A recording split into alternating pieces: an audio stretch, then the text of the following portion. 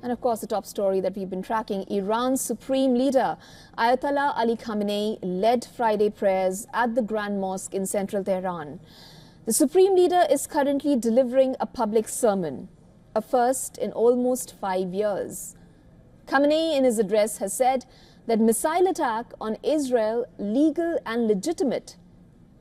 His address came 3 days before the one-year anniversary of the Israel-Hamas war in Gaza, triggered by the Iran-backed Palestinian group's October 7th attacks. Khamenei last led Friday prayers in January of 2020, after Iran fired missiles at a US Army base in Iraq, in response to a strike that killed revered Revolutionary Guards commander Qasem Soleimani. Khamenei's prayer will follow a commemoration ceremony for Hassan Nasrallah.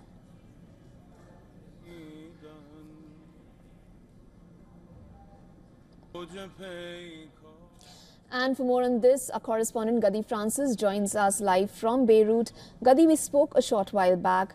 Tell me, what is the latest that you can tell us about Ayatollah Ali Khamenei's address?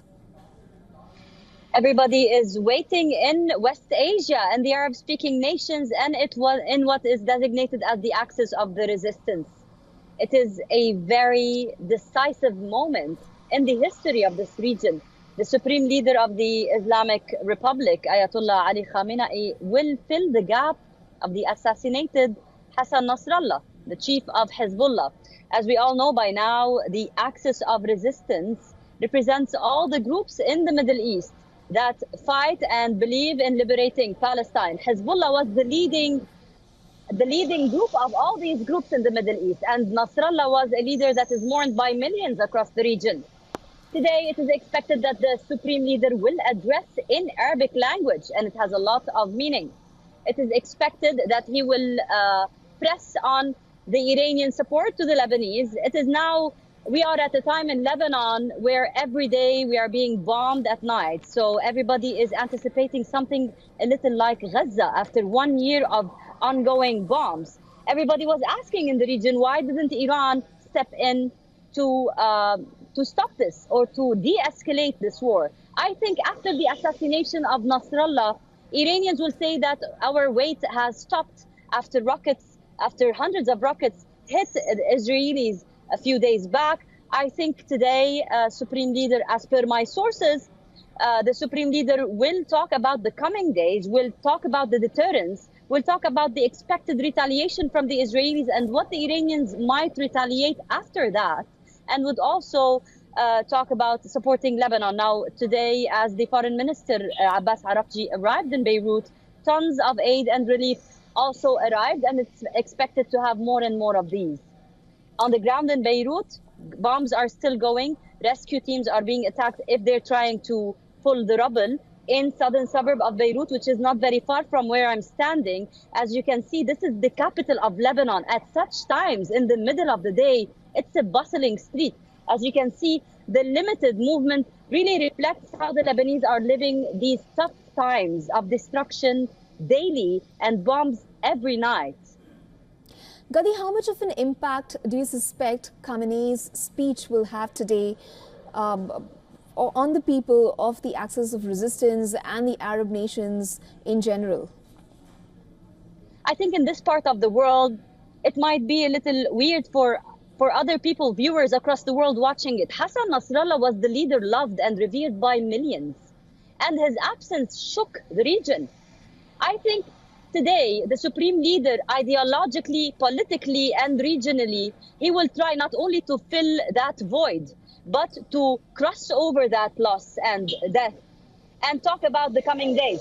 Now, as we speak, millions are crawling to the middle of Tehran to participate in this tribunal.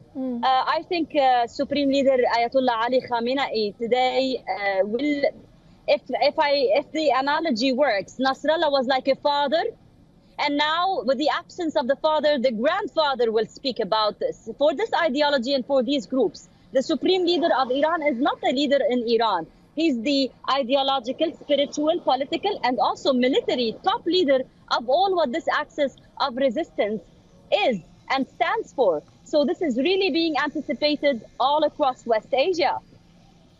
Gadi, have you been able to catch a part of his speech perhaps, and if you could just tell our viewers what he's saying? As we are now live, I can only talk to you, but he is now mourning Nasrallah, talking about his 32 years of struggle and resistance for liberating southern Lebanon, the victories that he has achieved in his life. We have to say here and to highlight that Lebanon is the only nation that actually liberated land that was taken by the Israelis. In year 2000, the Lebanese people in southern Lebanon were able to liberate their land. The occupation forces retreated, and then people came back to South Lebanon. 6 years after that, in 2006, there was a trial of invasion, of a ground invasion from the Israelis.